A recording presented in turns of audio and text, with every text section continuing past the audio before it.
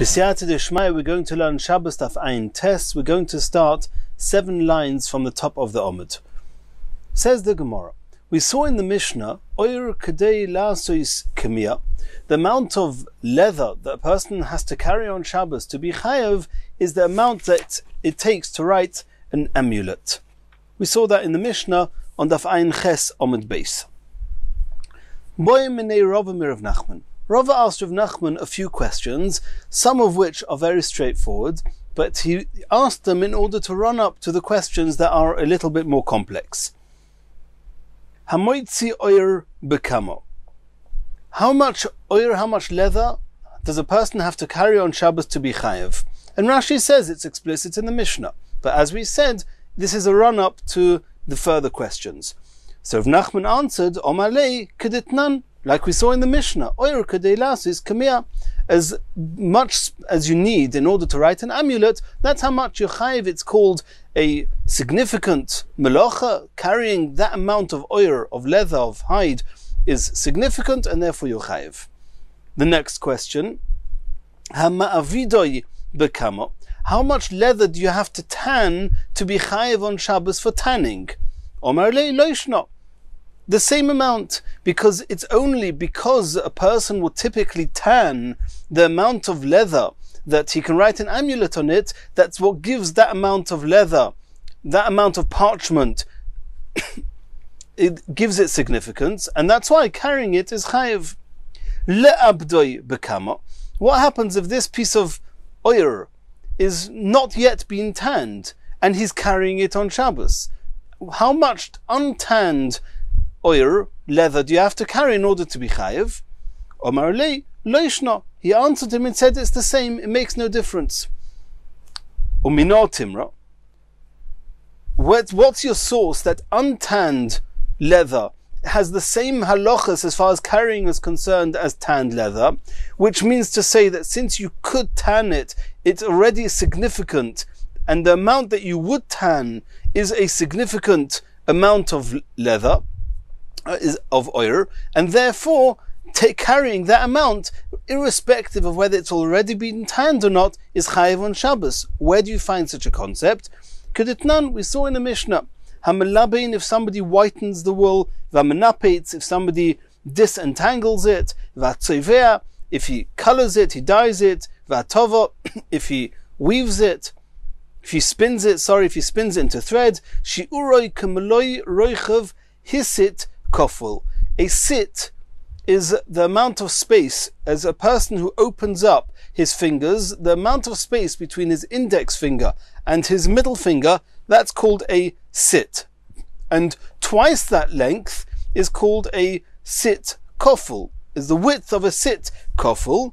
And somebody who takes that amount of wool and does any of these malachas is chayev. V'ho'irig, and for weaving, how much does a person have to weave in order to be chayev? Shtei chutim, somebody who weaves 2 strings together, 2 threads together, shi'uroi, the shi'ur is the same. Kameloi roichav hisit kofel. And the truth is that the reason that melabein, menapetz, tzevea, and tova, the shi'ur is kameloi roichav hasit kofel, the real truth is that this shi'ur, this measurement of twice the distance between the middle finger and the index finger, applies to tvia, to spinning. To spin that amount of thread is called a significant melacha, and therefore chayev on Shabbos. But whitening or disentangling or dyeing should not really have to do with this shi'ur. Says the Gemara, Alma, from the fact that it does have the same shi'ur, we see that kiven de letvia koi, since this wool is going to be spun, shi'ura katavi, it has the same halachas, the same, what the deciding factor, the amount that makes it significant is the amount that will make the spinning significant. And since the spinning is significant with a shi'ur of kameloi roichav hasit kofel, so too melabein, menapetz, and tzevea has the same shiur. Hochanami, so too here. Kiven de la'ovdoi koi, since this oyer, this skin, is going to be tanned, shiurei kum ubod, then the amount of untanned skin has the same significance as the tanned skin, because potentially he could tan it and he is planning to tan it, and therefore the shiur is the same. What happens if he carries out this skin, this oyer, and he has no intentions of tanning it?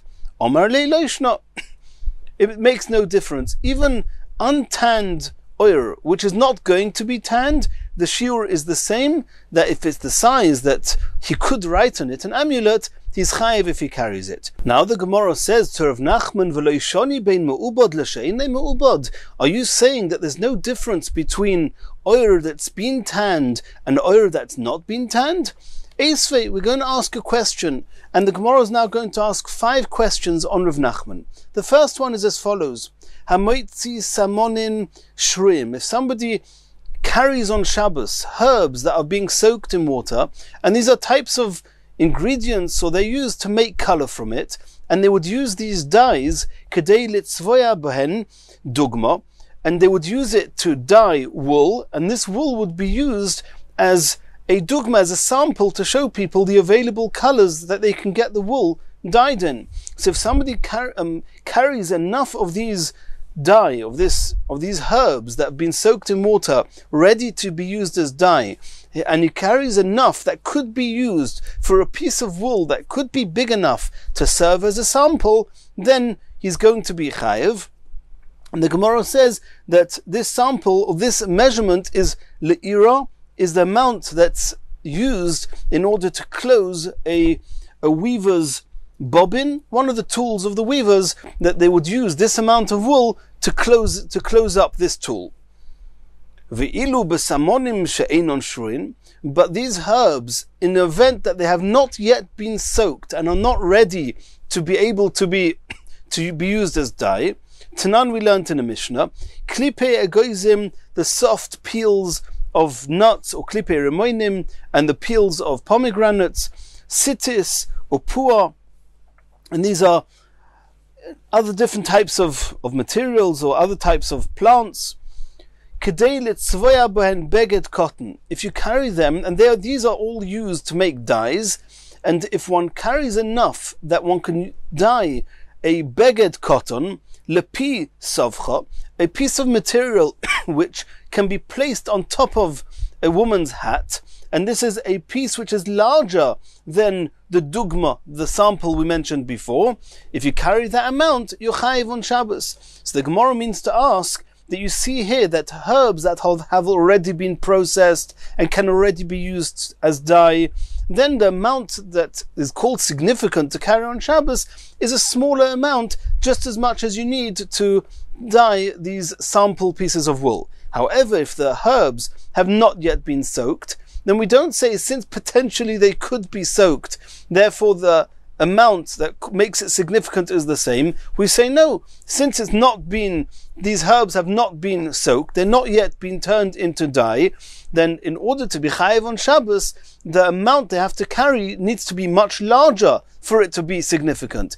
And how big does it have to be? The size that they can eventually paint the beged cotton, the small piece of material that goes on top of the hat. So you see here that there is a difference between the herbs that have already been processed and those that have not been processed. So why should that be different to oyer, to the skin that we mentioned before, to the leather, that even though it's not been tanned yet, it has the same shiur as if it had been tanned.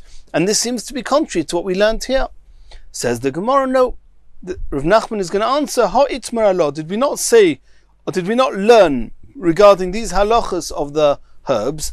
Omer Rav Nachman, Omer Rabbi bar Avua, lefi she'ein odom teireach lishroi samonim litzvoya behen dugma le'ira. There's a fundamental difference between the oyer, which is going to be used, the parchment that's going to be used to write an amulet on it, and these herbs. Because with the parchment, with the oyer, that even if it's not been tanned, that little amount needed to write on it an amulet is significant enough that a person would actually tan this small amount in order to use it for an amulet. And therefore it's got the same shiur as if it's been tanned. However, in the case of these dyes, a person would not soak these ingredients in, it's true that if you have the salmonim have already been soaked and have already been prepared for dye, then it's significant if it can paint a small piece of wool. L'dugma le'ira, as we saw before.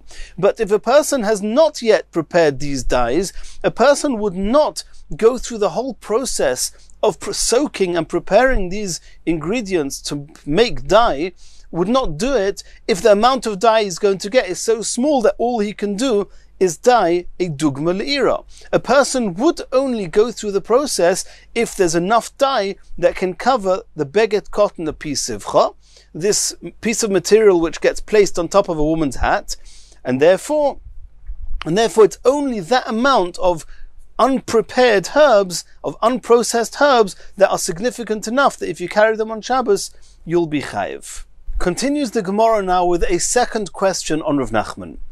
And let's remember, Rav Nachman said that there's no difference between a piece of parchment, of oyer, of hide, that's been processed and one that's not been processed. They both have the same measurement, that if it's big enough to write on it an amulet, if you carry it on Shabbos, you'll be chayiv.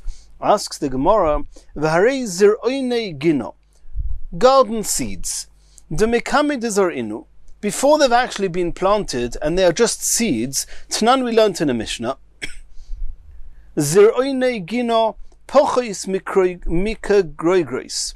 The amount of seeds that you have to carry on Shabbos to be chayav is a little bit less than the size of a groigros, a dried fig. Rabbi Yehuda ben Beseira Omer, Rabbi Yehuda says, Ben Beseira says the amount of seeds you have to carry to be chayav on Shabbos, chamisha, 5 seeds. You carry 5 seeds, you're chayav. So that's all seeds that have not yet been planted. It's just little kernels, little seeds. V'ilu bosod zor'inu, after they've already been planted, and now from each seed, a stalk, something's grown from it. How many of these grown fruits or vegetables do you have to carry to be chayav? Tanan, we learnt in a Mishnah, zevel, fertilizer, v'choil hadak, and fine sand, kedei lezabil boy kelach shel kruv. You're chayav for carrying them if there's enough to fertilize a single stalk of kruv, of cabbage. Divi Rebbe Akiva, that's the opinion of Rebbe Akiva. The Chachomim say kedei lezabil, in order to fertilize krisha, a single leek. So you see from here that when it comes to fertilizing, that if you fertilize something significant, you're chayiv on Shabbos. And how much is that? A single cabbage, a single stalk of cabbage, or a single leek. So if one single leek or one single cabbage is significant, why, when it hasn't been grown into cabbage, or it hasn't been grown into a leek, it's just a seed, why should you have to carry more than one seed to be chayiv on Shabbos? So you see from here, there's a difference between if something's been processed already or not, whether it's just a seed and it's not yet developed into a vegetable, or whether it's a fully grown vegetable. And that should be the same as the oyer, as the hide that we're discussing here, that if it's not tanned, it should need a bigger shiur than if it is tanned. That's a second question on Rav Nachman. Answers the Gemara, ha'itma Allah, Omer of Papa, ha de zaria. One has already been planted and it's grown, ha de loy zaria. And here it's not yet been planted. One is a seed form and one is already a vegetable form. Lefi she'ein adam teirech lahoitzi nimo achas lezria. A person would not bother carrying a single seed on Shabbos in order, with the intentions of planting it. If a person wants to carry seeds in order to plant them, he takes 5 seeds, or a little bit less than a groigros. He doesn't take just one. However, once it's already been grown, it's a full cabbage, it's a full leek. So then it's already significant. A person would go out with it on Shabbos. But since a person would not go out with a single seed on Shabbos, therefore it's insignificant and he's not chayiv. However, regarding the oyer that we're discussing here, a person would go into the trouble of tanning a small piece of oyer, even if it's just the size that he can use it to write an amulet, and therefore he's chayiv there, even if it's not tanned. Continues the Gemara, a third question.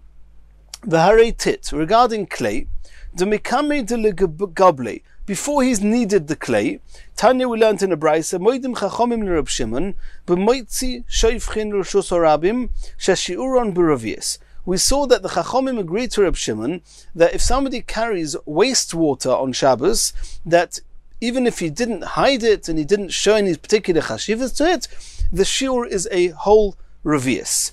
Vavinon bo, and when discussing this, we saw that shoifchin l'maychozi, what's this wastewater significant, what's it good for? Va'omer Birmir legabel b'enes atit. They can use the wastewater in order to knead the clay. So you see here that what's a significant amount of water is a revius. And the revius means when you knead clay with a revius of water, that's a significant amount of clay. And therefore the amount of water needed to knead this clay is a revius. That's what you have to carry on Shabbos to be chayev.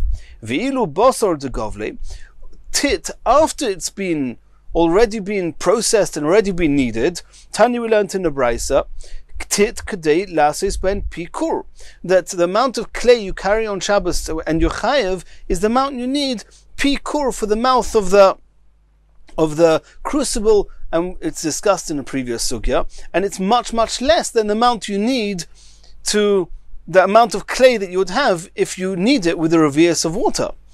So here again, if you say that once it's already been kneaded, it's enough kadei lasis ben pikur, then in order to make the pikur, as we discussed, then even when it's not yet been kneaded, then this amount of tit should also be choshev, should also be significant, and therefore the amount of water needed for this little amount of tit should also be choshev. Why then do you have to have a whole revius to be called a significant carrying and not just a little bit of water? According to Rav Nachman, who says that untanned hide and tanned hide has the same shiur. Says the Gemara, no. Hasam nami kada omron, and we've seen this before in the Gemara. Lefi she'ein adam tereach legabel esatit lasis by pikur. There's a difference. A person would not go out of his way, and it wouldn't go to the bother of making tit, which is that small, and therefore the water that would be needed to make this tit, to knead this clay, if it's that little bit, it's insignificant.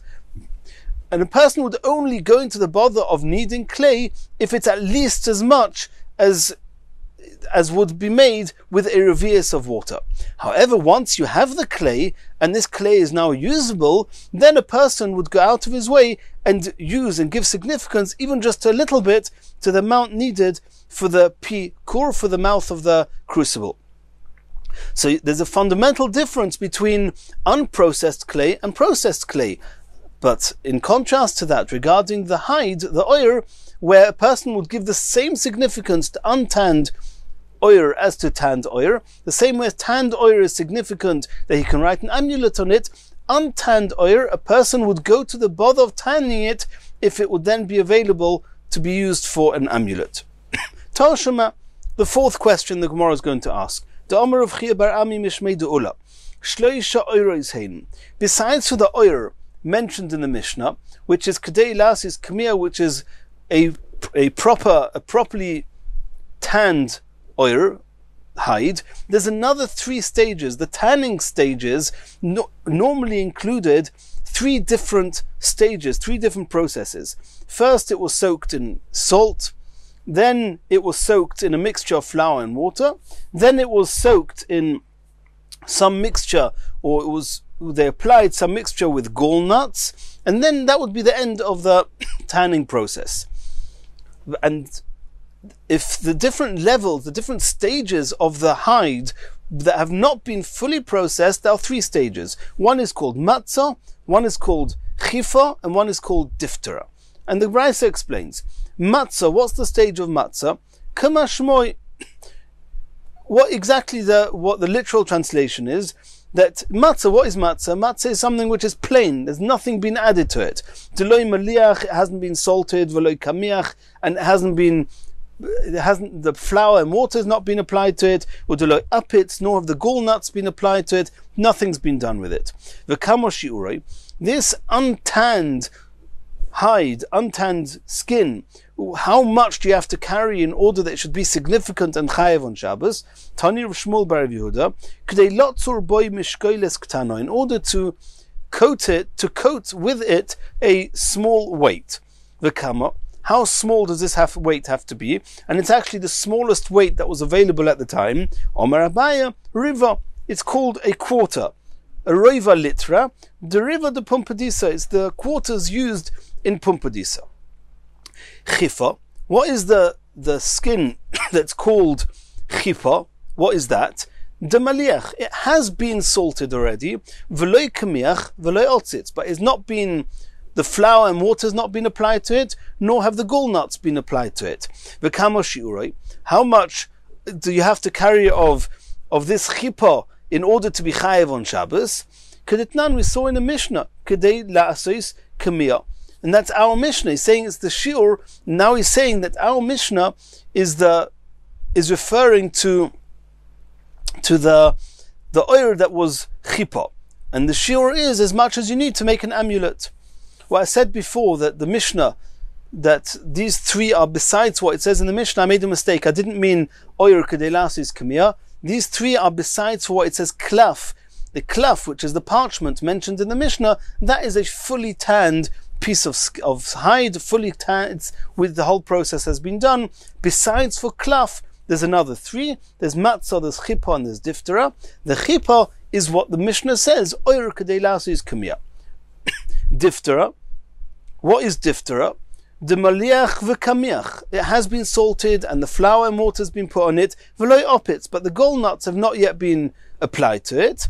V'kamo shiuroi, how much do you have to carry of diftera in order to be chayiv on Shabbos? K'dei lichtoi olov es haget, it needs to be a much bigger shiur. It needs to be the size that you can write on it a bill of divorce, a get, and there's a minimum amount of lines and space you need on a piece of parchment, a piece of leather, to be able to write a get. Ktonimius. But what do you see here? After all this whole brisa, kedei lotzur boy mishkoilos ktano, that's a piece of oil that's not been tanned at all, which is called matzah. What's the shiur? The shiur is kedei lotzur boy mishkoilos ktano, in order to wrap a very small weight, to protect it so it shouldn't get ruined. And according to Rav Nachman, V'omar Abai, and Abai said riva, the riva de Pumbedisa. As we saw before, it's the quarter used in Pumbedisa. And according to Rav Nachman, oil which has not been tanned has the same shiur as oil that has been tanned. Oil that has been tanned, we said, is kedei la'asos kamiyah. So if so, and that we said was talking about the chippah. And according to Rav Nachman, the matzah should have the same shiur as the chippah, and it's clearly not. Says the Gemara, Hosan b'bishula. There's two different types of matzah. There's the skin as it's been immediately after it was taken off the animal, and it's still damp and moist, and you cannot tan it. Since it's not able to be tanned at this point, it's only called a significant carrying if it can cover such a small weight. However, once it's been dried out, and it's now ready and it's able to be tanned, even though nothing's been done to it yet, it now has the shiur as for the same shiur of kedei la'asos kamiyah, that if you can write an amulet on it, it's already significant.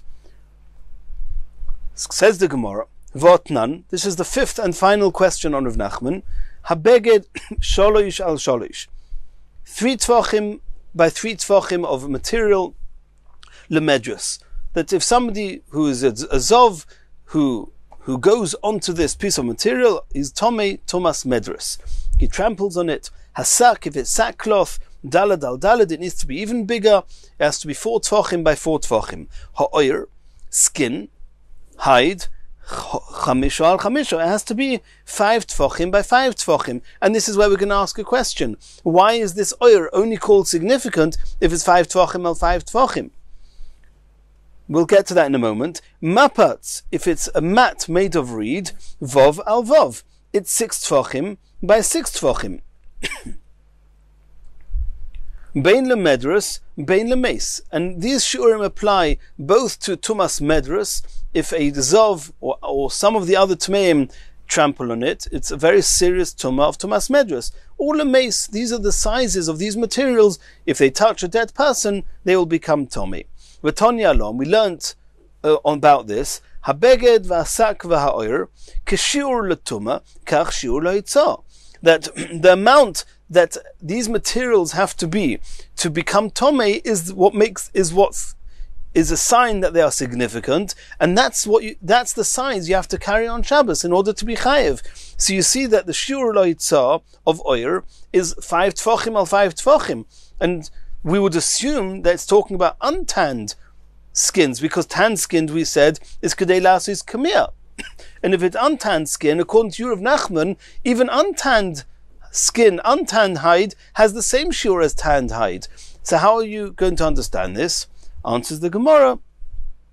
Hahu bekur tuvla.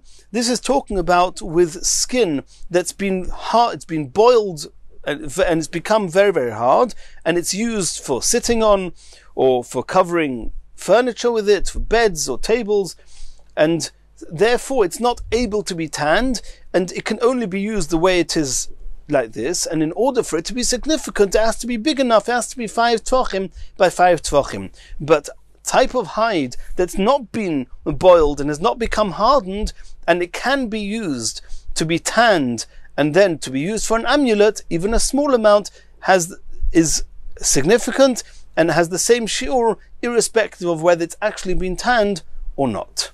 Continues the Gemara. Klaf kedei lichtoiv olov parasha ktana.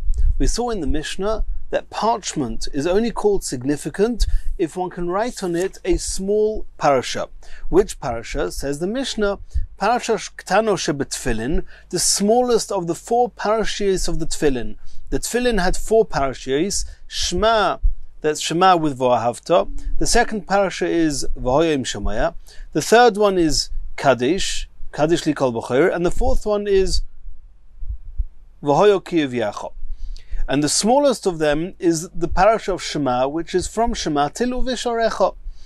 And if a piece of parchment is big enough that you can write the small parasha of the tefillin on it, it's called significant, and carrying such a piece of parchment will be chayev on Shabbos. Uraminu asks the Gemara, Klaf v'duchsustus k'dei lichtoiv olov mezuzah. It's explicit in the Brisa that klaf and duchsustus, we'll explain that in a minute, he's chayev if he carries it, if it's big enough, k'dei lichtoiv olov mezuzah. And mezuzah is 2 parashas of tefillin. It's the Shema Til Uvisharecha and V'hoyim Shemaya. So it's much more. It has to be much bigger than the shiur, than the measure we mentioned in the Mishnah, to be chayev on Shabbos. And in order to understand this, and to understand till the end of the Omid, we have to understand as follows. The piece of hide, piece of animal skin, is called gvil. This gvil has 2 sides. It has the side that's closer to the flesh, and there's the outer side, which is where the hair grows. What they would do is the gvil would normally not be used, or at least for tefillin and mezuzahs, they would not be used in its original gvil state. They would either use the upper layer, the outer layer, which is the layer which is where the hair grows from, and they would get to that upper layer by rubbing away the whole bottom layer, or they would use the bottom layer, the part closer to the flesh, and they would do that by rubbing away the entire upper surface, the upper layer.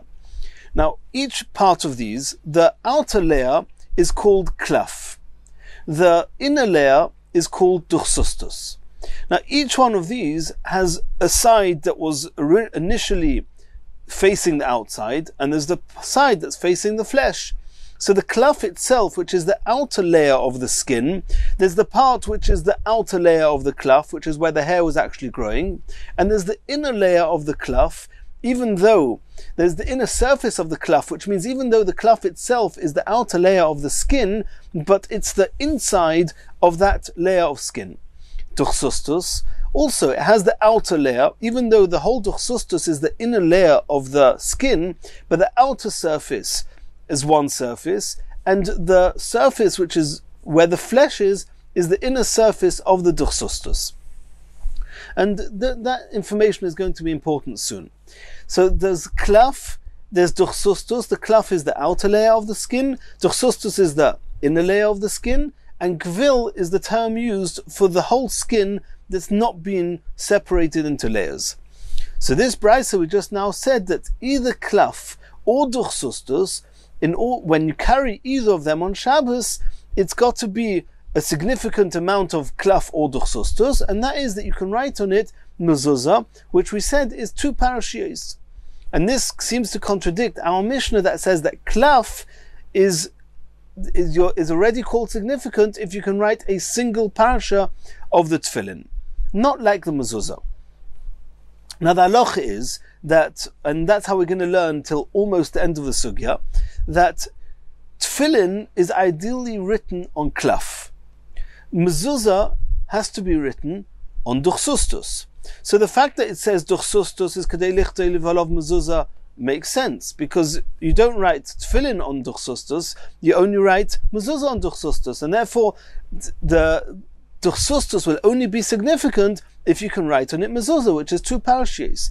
Klaf, however, is used to write the parashiyos of tefillin, and that's where we have a contradiction. In the Mishnah it says that klaf is significant if you can write a small parasha of tefillin, and in this brisa it says that klaf is only significant if you can write on it mezuzah, which is 2 parashiyos.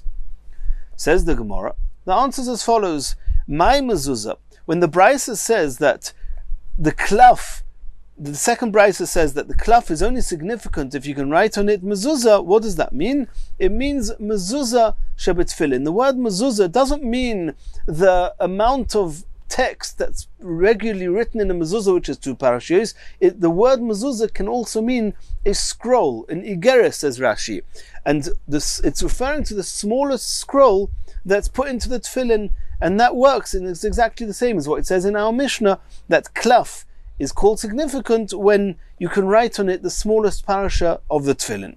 Asks the Gemara, "V'kori luhu letefillin mezuzah." We just now explained that the brisa that says klaf v'duchsustus k'dei lichtei v'alav mezuzah, it means tefillin. It means a scroll in the tefillin.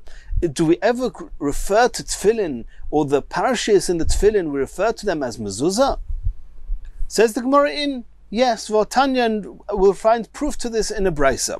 Rutzuos tefillin ima tefillin, metamis es hayudayim. And to understand this, we have to refer back to a Gemara we saw on Daf Yud Daled. On Daf Yud Daled, we saw that the Chachamim made a Gezeira, that 18 different things, there's 18 Gezeiros of Tumah regarding Truma. And we said that one of them was Kisvei Kodesh, to touch a Sefer Torah, or the klaf, the parchment of Kisvei Kodesh. If you touch it, then the Yudayim, the hands, become Tomei, and if you touch Truma before doing the Tilas Yudayim, then the Truma is not allowed to be eaten. And the question is, that's all very good if you're touching the parchment themselves, the parashiyos themselves. What happens if you don't touch the parashiyos, you touch the boxes, the leather boxes, the bottom of the tefillin? Is that also going to make the hands tomei, midrabanon? And what about the rutzuos, the straps? Are they also going to make the hands tomei? Is there a difference whether the straps are attached to the boxes, to the batim, or not? And that's the discussion of this brisa. Rutzuos tefillin im ha-tefillin. All the while that the rutzuos, the straps, are attached to the tefillin, metamis es hayudayim, even touching the rutzuos will render the hands as tomei midrabanon regarding truma. Bifnei atzmon, if the straps are on their own, not attached to the batim, ein metamis es hayudayim. The only reason that the batim themselves and the rutzuos should be tomei is because they are serving the parashiyos of the tefillin. But when the straps are not attached to the batim, there's no reason that it should be metamei es hayudayim. That's the Tanakama. Reb Shimon ben Yehuda Omer mishum Reb Shimon hanogea b'rutzua tohir.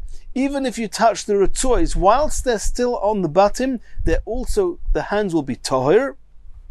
Ad sheyiga b'ktzitza. The hands will only become tomei when you actually touch the batim, the leather boxes holding the parashiyos. Rav Zakkai Mishmoi, the Rav Zakkai says in the name of Reb Shimon, contrary to what Reb Shimon ben Yehuda said in the name of Reb Shimon, Mishmoi Omer, Tohir ad sheyiga b'mezuzah atzmai. The hands will stay tohir until you touch the actual parashios. And we're talking about tefillin. And how does the Brisa call the parashios of the tefillin? Mezuzah, b'mezuzah atzma. So you see that the parashios of tefillin can be called mezuzah, referring to a scroll. The Ritva says that the reason that the tefillin, the scrolls of the tefillin are called mezuzah is in the same way as a mezuzah is rolled up and placed in its position near the door, so too the parashios of the tefillin are rolled up and put into the batim. Continues the Gemara. V'hal midik toni seifa, the very brisa that we started with, klaf v'duchsustus kadei lichtei v'lov mezuzah, there's a continuation to that brisa. What does it say there? Klaf kadei lichtei v'olov parashok tano shebetfilin shishma Yisrael. It seems to be saying the same as our Mishnah, that klaf is significant, and if you carry on Shabbos, you're chayev if it's big enough for a small parasha of the tefillin, which is Shema Yisrael. And the fact that the same brisa uses a different term, in the Reisha it says Kedei Lichtei Olav Mezuzah, and in the Sefer it says Kedei Lichtei Olav Parasha Ktana Shebetfilin, then it would be quite clear that then they don't mean the same thing. So till now we thought the Reisha that says mezuzah, it means mezuzah of the tefillin. But that wouldn't make sense, because why is the Brisa changing its terminology in the Sefer and explicitly saying parasha ktana shebetfilin? Michlal the Reisha b'mezuzah atzma oskinon. So it's clear that the Reisha, the beginning part of the Brisa, is not talking about the mezuzah of the tefillin, it's talking about the mezuzah itself, which is two parashiyos.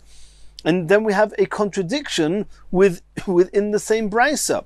That in the Reisha of the brisa it says that klaf and duchsustus is kedei lichtei olav mezuzah, which is two parashiyos. And in the Sefer talking about the klaf, it says that even one parasha, the parasha ktana shebetfilin, is already significant. There's a contradiction between the Reisha and the Sefer regarding klaf. Says the Gemara Hochik Toni, this is how you have to read that brisa. And this is where it's a new pshat in the brisa. Klaf v'duchsustus shi'uron bekamo, as if the brisa is asking a question. Carrying klaf or duchsustus, the two different layers of the skin, how much is called significant when you carry on Shabbos?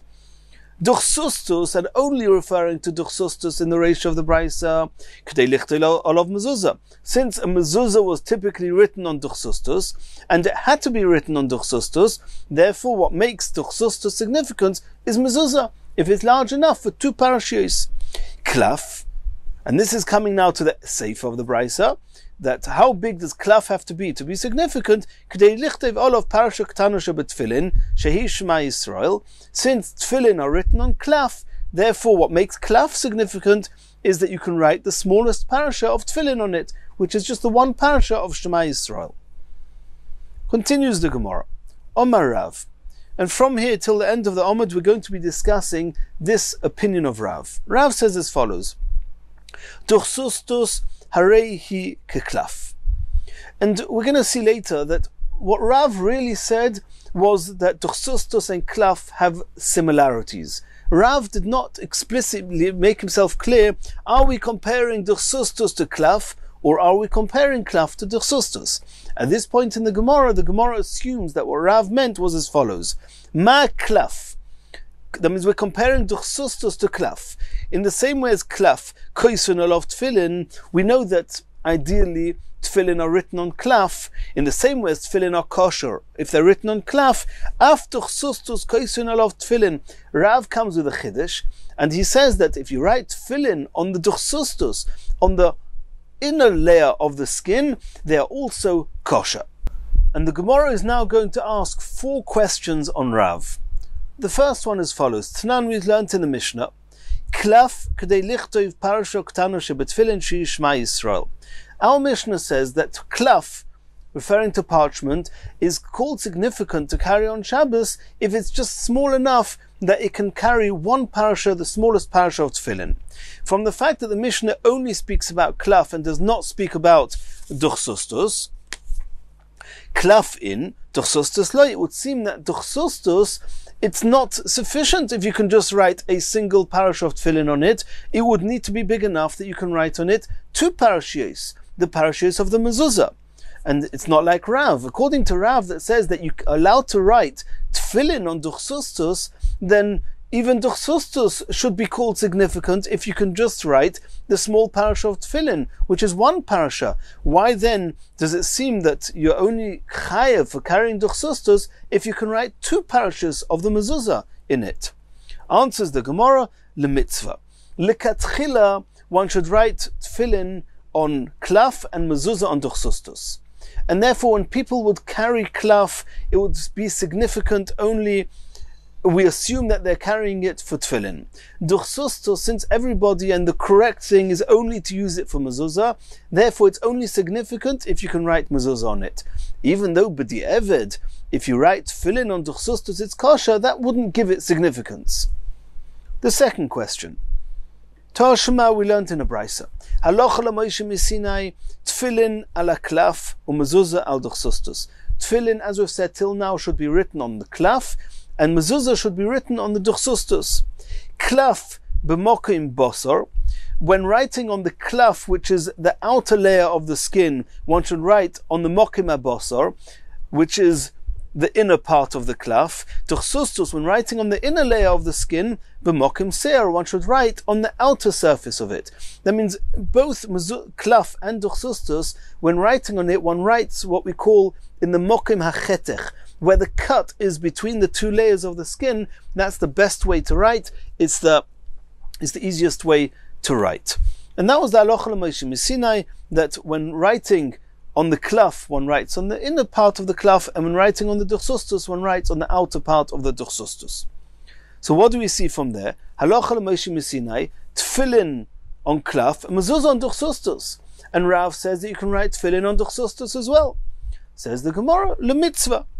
The Gemara answers that that's only lekatchila.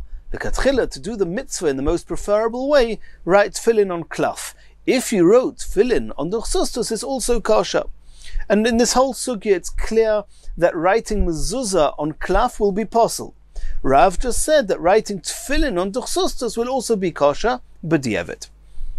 Continues the Gemara with a third question. V'tani, we learned in a brisa, shina pasul. We've just said now, halacha l'Moshe miSinai, tefillin are written on klaf, and mezuzah is written on duchsustus. And we said, okay, that's lekatchila. But b'di'eved, you can write tefillin on duchsustus. But now we see in the brisa, shina, if you switch between the two, pasul. And that would seem to be that if you change and you write mezuzah on klaf or tefillin on duchsustus, it's pasul, not like Rav. Says the Gemara, mezuzah. That brisa is only talking about mezuzah. If you write mezuzah instead of on duchsustus, you write it on klaf, it will be pasul. But if you write tefillin on duchsustus, it will still be kosher. Asks the Gemara the fourth question, and the fourth and final question. V'tanya, we learned in a brisa, shino b'zeh u'b'zeh pasul. If you changed two, if you made this change or that change, it's pasul. And we assume that to mean, if you changed and you wrote the mezuzah on klaf, it's pasul, and that's so far not a discussion. And if you changed tefillin and you wrote it on duchsustus, it's pasul, and that's explicitly not like Rav. Says the Gemara is going to offer three explanations of this brisa, shino b'zeh u'b'zeh pasul, that it should not contradict Rav, who says that writing tefillin on duchsustus will be kosher. The first answer is idi v'idi amazuzah. Surprisingly enough, it's possible to have shino b'zeh u'b'zeh, two changes, both of them referring to mezuzah, and both of them being pasul. That means changing tefillin and writing on duchsustus, that will be kosher. But there are two types of changes of mezuzah that are pasul. Number one, v'hod kosvinu aklaf b'mokim seir. If you write mezuzah on klaf, which we said is you're not allowed to, and the Gemara adds in, this is even if you write it on the outer surface of the klaf. Normally we write the tefillin on the inner surface of the klaf, but we know that mezuzah is written on duchsustus, and on duchsustus it has to be written on the outer surface of the duchsustus. Here the Gemara says if you write mezuzah on klaf, it's pasul, even if you write on the outer surface of the klaf. So there's somewhat similarity to writing it on duchsustus. But nonetheless, since it's written on klaf, not on duchsustus, it's pasul. That's the first psul of mezuzah. Inami, the second psul is aduchsustus. Even if you write the mezuzah on duchsustus, which is where you should write it, but you write it b'mokim boson, instead of writing it on the outer layer, the outer surface of duchsustus, and you write it on the inner surface of duchsustus, that's also going to be possible. So you have two psulim, two changes of that brisa, both with mezuzah, and hence we don't have a contradiction to Rav, who says that writing tefillin on duchsustus is kosher. V'ibois ema, another suggestion to explain this brisa, shino b'zeh u'b'zeh tanoihi, that the brisa that says shino b'zeh u'b'zeh, it's not so difficult on Rav, because it's a machlokas tanoim, and once you have a machlokas tanoim, Rav is allowed to follow a different tana. The tana we learned in the brisa, shino b'zeh u'b'zeh posel. If you write tefillin on duchsustus, or if you write mezuzah on klaf, it's posel. Reb Acha machshir mishum Reb Achi bar Chanina, v'amri lo mishum Reb Yaakov bar Chanina. Reb Acha said in the name of either Reb Achi or in the name of Reb Yaakov, he was machshir. And what does it mean machshir? He held it was kosher to write tefillin even on duchsustus. And Rav is following this Rav Acha, and therefore the brisa that says shina b'zeh u'b'zeh posel is the Tanakama, and Rav is holding of Rav Acha. Rav Papa Omar, Rav Papa says a similar explanation. He says Rav is following a different Tana. Rav de Omar katana de Bei Menashe, like the Beis Medrash of Menashe.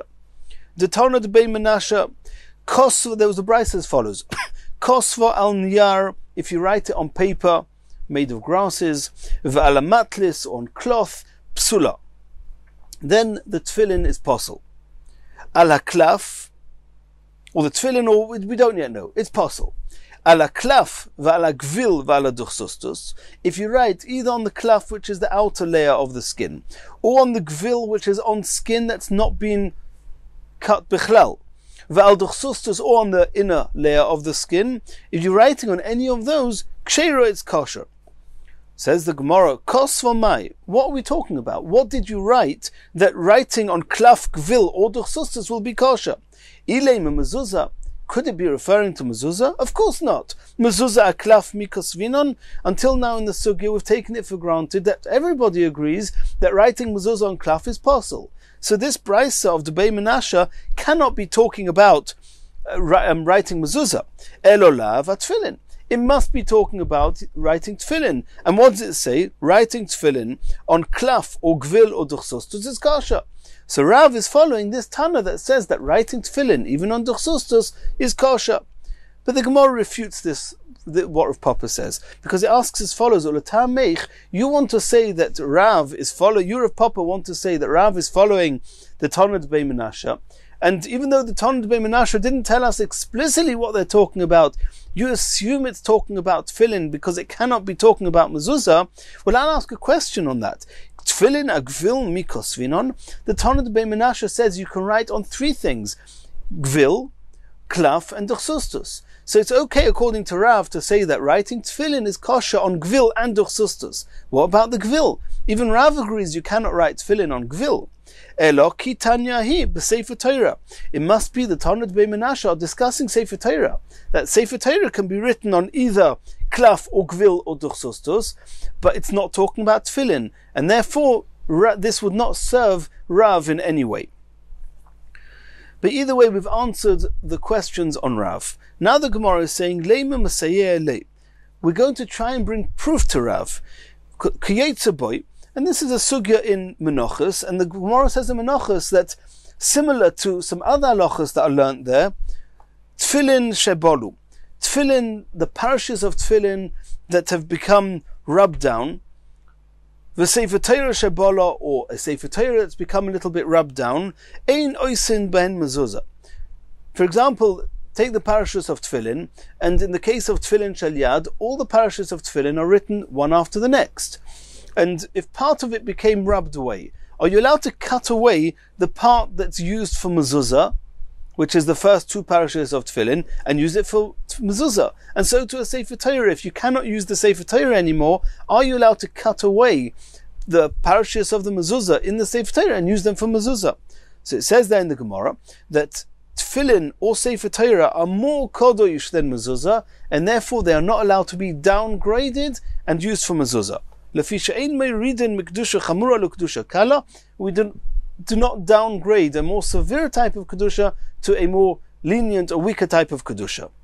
Says the Gemara, Tama de'ein meridin. You explained yourself very well. The reason you cannot use the parashas of tefillin for mezuzah is because ein meridin.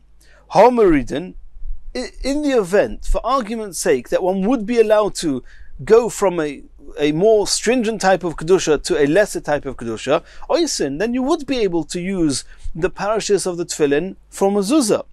Diksiva amai. Let's try and understand, what were these tefillin written on? Lav, it must be diksiva adursustus, because mezuzah cannot be written on klaf. And if you're contemplating using this for mezuzah, it must have been written on dursustus. So you see that tefillin themselves were written on dursustus. And there's a discussion, can you then use the parashas of tefillin for mezuzah? So this is a proof to Rav that tefillin can be written on dursustus. Says the Gemara, Loi, diksiva ala klaf. We're talking about that the tefillin were written on the klaf, as they really should be. Asks the Gemara, if so, what's the discussion of using the parashas of tefillin for mezuzah? Mezuzah a klaf mikosvinon. If it's written on klaf, they're possible for mezuzah. Says the Gemara in. And here, this is the game changer. At this point, the Gemara says that there's a tzad. There's somebody who holds that even mezuzah that's written on klaf is kosher. Votanya, I'll bring you proof to that. It says in the Brisa, kosvo ala klaf v'ala nyor v'ala matlis. If you write either on klaf or on nyar, on paper, or on matlis, or on cloth, psula, it's possible. Omer Reb Shimon ben Elazar, Reb Meir hoya kosva ala klaf b'pnei shemishtameres.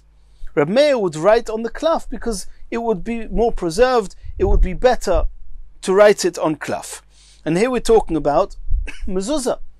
That mezuzah cannot be written, according to Tanakama, mezuzah cannot be written on klaf.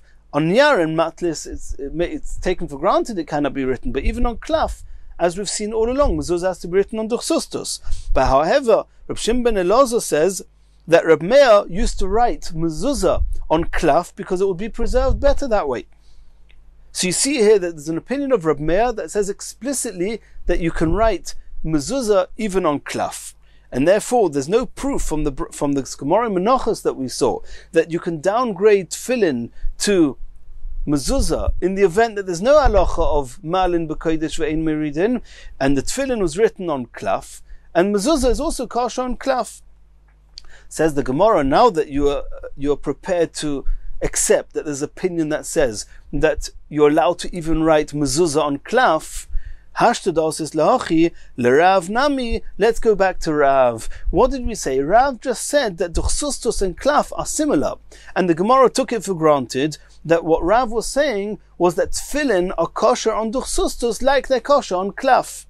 So now we're saying no. Maybe what Rav meant is lerav nami loy tema dursustus hareu keklaf. Don't say that writing tefillin on dursustus is kosher just like writing tefillin on klaf. No, Eloema say that klaf hareu dursustus, that writing a mezuzah on klaf is kosher like writing mezuzah on dursustus. Ma dursustus koisun alav mezuzah, af klaf koisun alav mezuzah.